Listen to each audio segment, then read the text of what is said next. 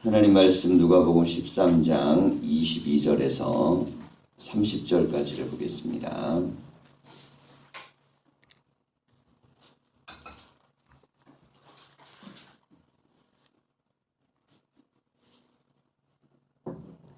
누가복음 13장 22절에서 30절 말씀을 교독하겠습니다. 예수께서 각 성, 각 마을로 다니사 가르치시며 예루살렘으로 여행하시더니 어떤 사람이 여짜오되 주여 구원을 받는 자가 적으니까 그들에게 이르시되 좁은 문으로 들어가기를 힘쓰라. 내가 너희에게 이르노니 들어가기를 구하여도 못하는 자가 많으리라. 집주인이 일어나 문을 한번 닫은 후에 너희가 밖에 서서 문을 두드리며 주여 열어주소서 하면 그가 대답하여 이르되 나는 너희가 어디에서 온 자인지 알지 못하노라 하리니 그때 너희가 말하되 우리는 주 앞에서 먹고 마셨으며 주는 또한 우리의 길거리에서 가르치셨나이다 하나 그가 너희에게 말하여 이르되 나는 너희가 어디서 왔는지 알지 못하노라. 생각하는 모든 자들아 나를 떠나가라 하리라. 너희가 아브라함과 이삭과 야곱과 모든 선지자는 하나님 나라에 있고 오직 너희는 밖에 쫓겨난 것을 볼 때에 거기서 슬피 울며 이를 갈리라. 사람들이 동서남북으로부터 와서 하나님의 나라 잔치에 참여하리니 함께 읽겠습니다. 보라, 나중된 자로서 먼저 될 자도 있고 먼저 된 자로서 나중될 자도 있느니라 하시더라. 아멘. 인사하겠습니다. 말씀 안에 복된 하루가 되십시오. 오늘 말씀은 좁은 문에 대한 말씀인데요. 예수님께서 각 성과 각 마을로 다니시면서 말씀을 가르치셨습니다. 그리고 예루살렘으로 여행을 하실 때였는데요. 어떤 사람이 와서 묻습니다. 구원을 받는 자가 적으니까? 라고 물었어요. 그때 예수님께서는 좁은 문으로 들어가기를 힘쓰라 라고 말씀하셨습니다. 자, 당연히 이 말씀 속에는 사람들이 넓은 문으로 가려고 하는데 좁은 문으로 올려오는 사람은 많지 않겠죠. 그러니 구원받으려고 애쓰고 늘어가는 사람들은 많지 않다. 당시에 유대인들을 향해서 예수님께서 주신 말씀입니다. 자, 이렇게 말씀하시면서 내가 너희에게 이르노니 들어가기를 구하여도 못하는 자가 많으리라 그랬습니다. 좁은 문은 사람들이 잘 찾지도 않을 뿐더러 그리고 문이 좁으니까 많이 들어갈 수도 없겠죠. 자, 이것을 통해서 유대인들이 하나님의 말씀에 얼마나 멀리 있는지를 예수님께서 지적하시는 것입니다. 집주인이 일어나 문을 한번 닫은 후에 자, 이건 이제 마지막에 심판날을 말씀하시는 겁니다. 이게 구원의 때가 끝나버렸어요. 그러니까 기다리시고 인내하시고 참아주시는 시간이 지나서 문을 닫아버렸습니다. 그 후에 저희가 밖에 서서 문을 두드리며 주여 열어주소서 하면 그가 대답하여 이르되 나는 너희가 어디에서 온 자인지 알지 못하노라 하리니 그랬습니다. 자, 주님이라고 부르면서 문을 열어달라고 문 밖에까지 왔는데요. 문제는 시간이 지나버렸습니다. 기회를 놓쳐버린 것이죠. 그런데 문 밖에서 두드리는데 이 주인이 나는 너희를 알지 못한다 그랬어요. 그때 그 사람들이 이야기합니다. 우리는 주 앞에서 먹고 마셨으며 주는 또한 우리의 길거리에서 가르치셨나이다 하나 라고 말합니다. 자, 이것은 예수님과 그리고 예수님에게 구원을 요청하는 사람들 사이에 있었던 상태를 얘기합니다. 이 상태를 보면 주 앞에서 먹고 마셨다. 그럼 관계를 잘 맺은 거죠. 사람이 서로 앞자리에 앉아서 먹고 마실 수 있는 사람이 흔하지 않습니다. 그리고 그 정도 된다 그러면 그 관계는 굉장히 깊은 관계예요. 가까운 관계겠죠. 자, 그렇게 주장을 한다는 겁니다. 그리고 주님은 우리를 길거리에서 가르치셨나이다. 주님도 우리에게 가르치셨으니까 적극적으로 우리와 관계를 맺으려고 노력하셨다는 겁니다. 자, 이것이 지금 문 앞에 서 있는 자들의 해석이에요. 그들이 예수님 앞에 문을 열어달라고 말할 수 있는 근거입니다. 자, 그런데 주님은 이렇게 대답하신다는 거죠. 나는 너희가 어디에서 왔는지 알지 못하노라. 자, 어디에서 왔는지 알지 못한다는 것은 이전까지의 관계에 대해서 기억도 하지 않고 알고 싶지도 않다는 것입니다. 자, 이게 관계의 단절이죠. 그럼 사람이 어떤 관계를 맺고 나서 그 관계가 지속되려고 그러면 그 상대방에 대한 좋은 기억을 가지고 있어야 됩니다. 그리고 그 기억이 서로에게 의존적이어야 돼요. 그래야만 우리의 관계는 계속 지속되고 좋아집니다. 근데 이 관계라는 것이 깨질 때가 있습니다. 자, 이럴 때는 그것이 연속성이 깨지고 서로에게 신뢰가 깨지고 믿음이 깨지고 이익이 깨질 때, 그때는 이제 이 관계가 금이 가고 깨지는데요. 오늘 말씀에 보면 예수님께서 그들과의 관계를 깨뜨리시고 단절시키셨어요. 자, 그럼 그 근거가 있어야 될 거 아닙니까? 사람이 누구와의 관계를 단절시키려면 단절시키는 이유가 분명해야 됩니다. 자, 예수님께서 그들에게 하신 말씀은 행악하는 모든 자들아 나를 떠나가라 라고 말씀하시는 겁니다. 자, 예수님 앞에서 먹고 마셨습니다. 그리고 길거리에서 예수님에게 배움을 얻었어요. 그런데 행악을 합니다. 행악을 하면서 하나님의 뜻과는 전혀 다르게 살아요. 그럼 같이 먹고 마시고 뭔가 배웠으면 그러면 악에서 의로 돌이켜야 되는데 의로운 말씀을 배우고 의롭게 가르침을 얻으면서 악으로 간 거예요. 그러니 오히려 예수님께서는 나는 아예 나를 모르는 사람보다 나를 알면서도 행악하는 너희에 대해서 용서할 수 없다 라고 말씀하시는 것입니다. 자, 이것은 유대인들이 하나님의 말씀을 받았으나 그 말씀대로 살지 않는 것이 훨씬 더 심각한 문제임을 알려주는 그런 메시지고 종말의 선언입니다. 28절을 보면 너희가 아브라함과 이삭과 야곱과 모든 선지자는 하나님 나라에 있고, 자, 이게 구약에 나와 있는 위대한 믿음의 사람들이죠. 오직 너희는 밖에 쫓겨난 것을 볼 때에, 그럼 왜 쫓겨났겠습니까? 자, 이 앞에 있는 이들은 하나님의 말씀을 듣고 의로움으로 행하려고 변화된 삶을 산 것이고, 그리고 그렇지 않은 자들은 주님의 말씀을 듣고도 행악하는 삶을 여전히 사는 것입니다. 자, 그렇기 때문에 주님께서 같이 더불어 먹고 마시고 말씀을 들은 건 똑같아요. 아브라함이나 이삭이나 야곱이나 선지자들이나 그리고 지금 여기 문 밖에 있는 사람들이나 똑같은데 결론이 다릅니다. 주님의 말씀을 듣고 주님의 뜻을 함께 경험하였지만 가는 길이 달랐던 거죠. 한 사람은 구원의 길로 갔고 한 사람은 멸망의 길로 간 것입니다. 그래서 예수님이 이걸 문이라고 얘기하는 거예요. 이 넓은 문이 뭐겠습니까? 이건 세상의 쾌락, 그리고 사람이 추구자 하는 욕망, 그리고 하나님을 떠나서 세상에서 얻고자 하는 것들. 그런데 마지막 심판날에 와가지고는 문을 열어달라 그러면 안 된다는 거죠.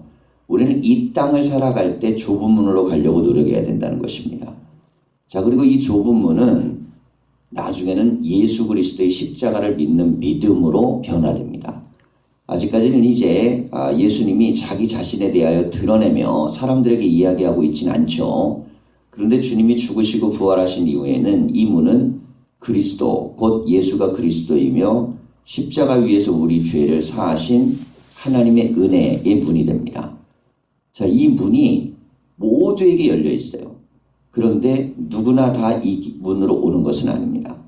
자, 이 문은 비록 좁은 문이지만 예수님이 십자가에 죽으심으로 모든 사람을 받아들일 수 있는 문으로 넓어집니다. 그런데도 사람들은 이 길과 이 문으로 오지 않아요. 자, 멸망이라는 것은 결국 무엇이냐면 아버지에게 오지 않고도 스스로 구원받을 수 있다고 착각하는 것 속에서 나타나는 현상입니다.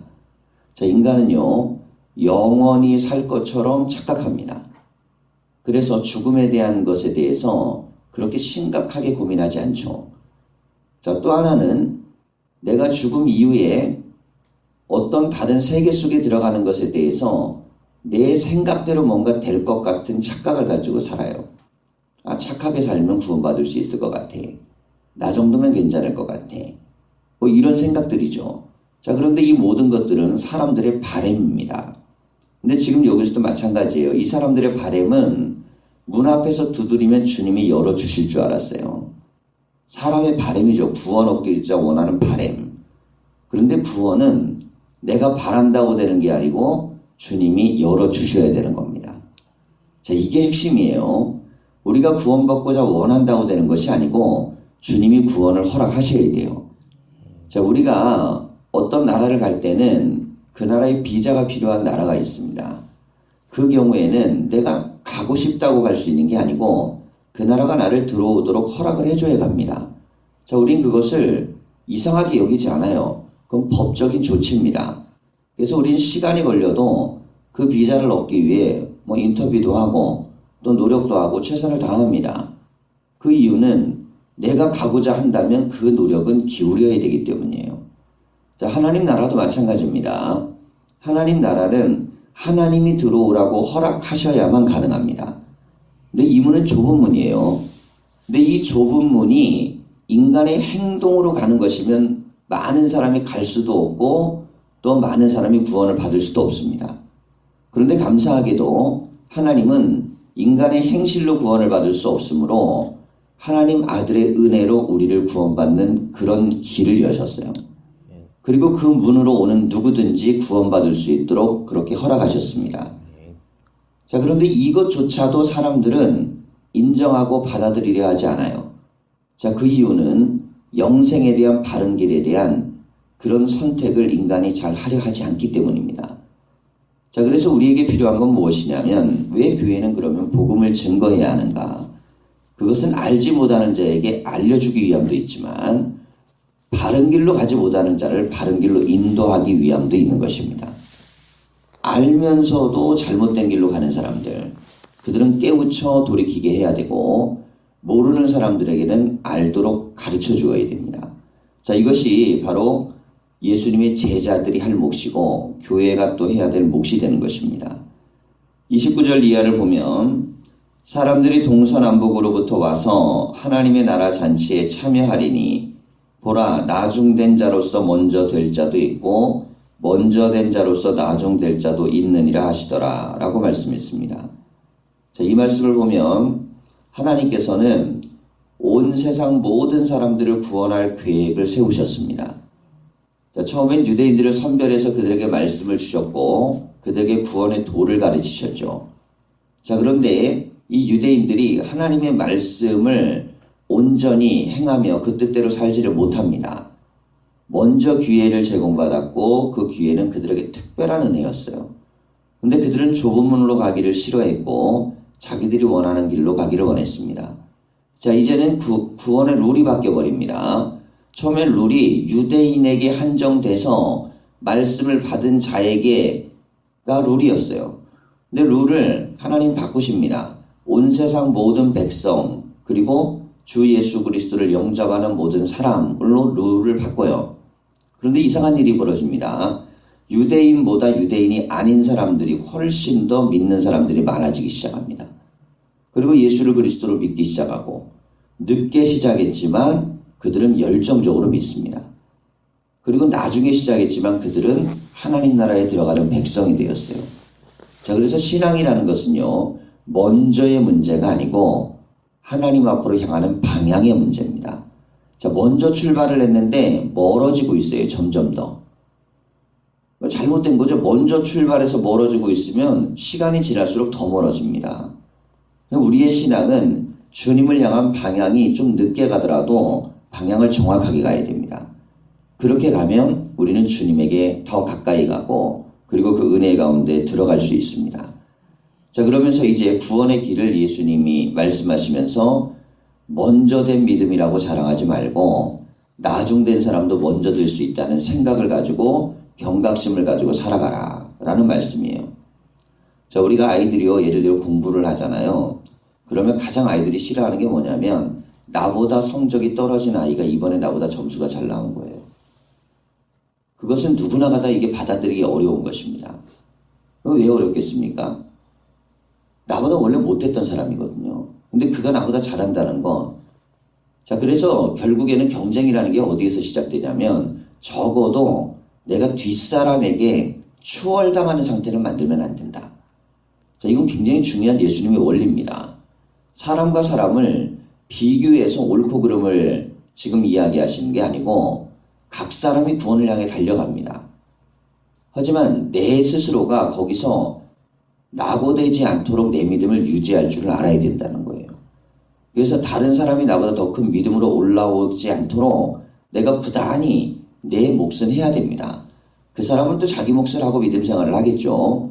근데 나는 내 몫으로 더 주님께 가까이 가도록 믿음의 삶을 가도록 노력해야죠. 자, 그래서 신앙생활 할 때 이게 가장 나쁜 말입니다. 나도 옛날에는 그 정도는 했어. 그게 무슨 의미가 있는 말이겠어요? 나도 옛날에는 그 정도는 했어. 신앙은요, 내가 옛날에 한 걸 묻는 게 아닙니다. 솔로몬이 하나님 앞에 얼마나 믿음이 좋았어요. 그리고 나중에 우상 숭배자가 되죠. 이렇게 얘기할 수 있어요. 나도 예전엔 여호와만 섬겼어. 자, 그런데 나라는요, 결국 아들 때에 반쪼가리가 납니다. 그것도 지파도 많이 갖지를 못해요. 유다하고 베냐민 두 지파만 가지고 나라를 만듭니다. 나중에 지었던 하나님에 대한 믿음의 배신이 결국 결과물이 되고 만 것이죠. 처음에 어렸을 때 믿었던 믿음, 그 믿음으로만 했다 그러면 그 나라가 반토막이 되면 안 되겠죠. 자, 우리의 신앙의 원리는 그것입니다. 신앙은 갈수록 좋아져야 됩니다. 믿음이라는 건 점점 더 성숙해야 되는 거예요. 자, 성장이 이루어지다가 성장점이 멈출 때가 옵니다. 자, 사람이 계속 크는 게 아니잖아요. 가다가 멈춰버립니다. 근데 성장점은 멈추지만 성숙점은 멈추지 않습니다. 자, 우리가 성장점은 멈춰도요, 성숙점은 멈추지 말아야 돼요. 신앙이라는 것이 처음에 시작해서 막 달려갈 때는요, 적은 양이었다 양이 막 늘어나기 시작합니다. 예배도 일주일에 한 번 드리는 게 힘들었던 사람이 매일같이 새벽기도도 하고 말씀도 듣고 뭐 말씀 읽기도 하고 기도 생활도 하고, 자, 이게 성장점이죠. 우선은 어느 정도 성장을 해야 제 역할을 합니다. 키도 크고 몸무게도 늘고 어느 정도는 어른스러운 상태까지 성장을 해야 자기 몫을 감당할 수 있어요. 자, 근데 성장점이 끝나면 그때부터는 어려서부터 해왔던 것보다 훨씬 더 성숙된 믿음에 들어가야 됩니다. 자, 그러니까 우리가 교회에서 직분을 받아요. 저는 목사가 됐습니다. 그럼 성장점이 끝났습니다. 목사에서 성장점이 얼마나 더 있겠어요? 목사는 그냥 끝인 겁니다. 중요한 건 목사다우냐의 문제는 다른 문제예요. 자, 이건 성장점이 끝나면 성숙점이 나와야 됩니다. 성숙점이 나오기 위해선 내 안에 하나님의 뜻, 하나님의 말씀, 하나님의 은혜 가운데 거하고자 하는 그런 부단한 노력이 있어야 됩니다. 그래서 믿음의 생활은 오늘 하루 하나님과 살아가는 것이에요. 시간은 언제나 현재만 주어집니다. 과거는 그냥 흘러간 것 뿐이에요. 우리가 과거에서 배워야 될 것은 잘못은 회개하고 은혜는 감사하는 것이고, 그리고 오늘에서 우리가 해결해야 될 것은 하나님 말씀을 붙들고 오늘도 살아가는 것입니다. 그러니 오늘 말씀이 우리에게 주어지는 이 영적인 은혜, 조문으로 들어가는 이 말씀은 우리에게도 주어지는 말씀입니다. 우리가 세상 사람들, 세상이 즐기고 원하는 삶을 살아가는 거 누구나 다 바라는 것이지만, 우리는 예수 그리스도가 원하시는 그 문, 곧 주님의 말씀을 듣고 그 말씀 안에도 성숙된 믿음으로 가기 위한 삶의 길을 가야 됩니다. 아멘. 그래서 아름다움은요, 성숙에서 나타납니다. 어떤 사람이 키가 커요. 그리고 굉장히 미인입니다. 보기 좋죠. 3일만 사귀어갖고 그 사람한테 질려버리면 그 사람은 키 크고 예쁜 건 아무 의미가 없습니다. 자, 그런데 어떤 사람은 키가 작고 볼품이 없어요. 그런데 그 사람하고 사귀면 내 인생의 모든 것들을 해결하고, 그리고 그의 삶을 통해 깨달음과 은혜를 얻을 수 있어요. 여러분, 그러면 성장성이 큰 사람, 눈으로 보기에는 좋아 보이지만 정작 관계를 맺고 살아봤더니 전혀 그것이 나의 삶에 유익이 되는 것은 또 아닙니다. 여러분, 보기 좋은 거하고요, 살기 좋은 건 다른 겁니다. 보기 좋은 건 그냥 보기만 해야 돼요. 근데 살기 좋은 것은 좋은 관계를 맺을 수 있는 상태입니다. 자, 그리스도인들은 어디에 비중을 맞춰야겠습니까? 우리는 누군가가 나와 함께 살기 좋은 사람이 돼야 돼요. 나 때문에 살만하고, 나와 함께 살만하고, 그리고 나를 통해 살만하고. 자, 주님이 우리에게 주신 것이 바로 이런 은혜입니다. 오늘도 우리가 십자가의 은혜를 믿고 나가는데요, 그 은혜 가운데 우리는 나중되었을지라도 먼저 된 믿음의 상태가 되시기를 간절히 축원합니다. 아멘. 기도하겠습니다.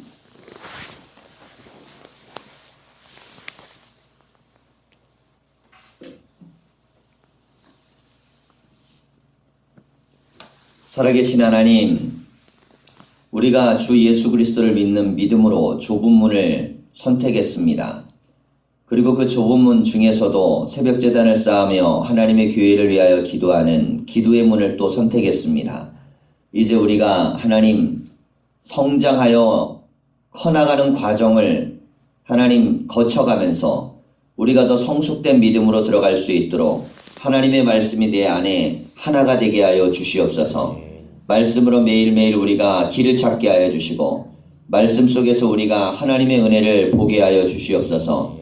오늘도 주의 말씀을 붙들고 복음을 증거하는 하루, 하나님의 영광을 드러내는 하루, 하나님의 뜻을 이루어 드리는 하루가 되게 하여 주시옵소서. 오늘 나에게 한 영혼을 보내주시고 그 영혼에게 전도하며 증거하는 믿음의 삶을 살게 하여 주시고 하나님의 뜻을 살아가는 하루가 되게 하여 주시옵소서. 감사를 드리며 예수님의 이름으로 기도하였습니다. 아멘.